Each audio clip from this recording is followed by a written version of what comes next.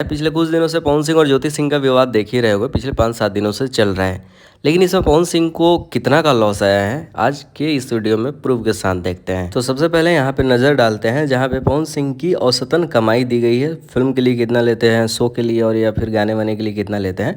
तो पवन सिंह एक फिल्म के लिए 60 से 80 लाख रुपए लेते हैं, एक म्यूजिक वीडियो के लिए 10 से 15 लाख, एक स्टेज शो के लिए करीब करीब 20 लाख रुपए। और जब से Pawan Singh rise and fall show से निकले हैं तब तक के पवन सिंह के 2 शो कैंसिल हो चुके हैं, यानी 20-20 रखे तो 40 लाख ऐसे लॉस हो गया। और अब तक पवन सिंह को शो से निकले करीब करीब 20 दिन हुआ होगा। तो 20 दिन में पवन सिंह अगर गाने की शूटिंग नहीं भी किए होते तो 4 गाने की शूटिंग तो किए होते। भले गाने लेट से रिलीज होते but Pawan Singh back to back गाने शूटिंग करते हैं। तो अगर पवन सिंह 4 गाने ही शूटिंग करते हैं तो अगर पवन सिंह 4 गाने शूटिंग करते 10-10 लाख के हिसाब से तो 40 लाख ये हो गया, 40 लाख उधर, तो 80 लाख कुल टोटल हो गया। और इधर दशहरा के समय नहीं तो नहीं 1-2 स्टेज शो तो एटलीस्ट आराम से कर देते हैं, जिसकी कीमत 30 से 40 लाख रुपए होती तो 1 करोड़ तो ऐसे ही ये क्रॉस हो चुका है। बाकी लगभग अनुमानित लॉस कितना हुआ है सारा स्क्रीन के ऊपर दिखाई दे रहा होगा।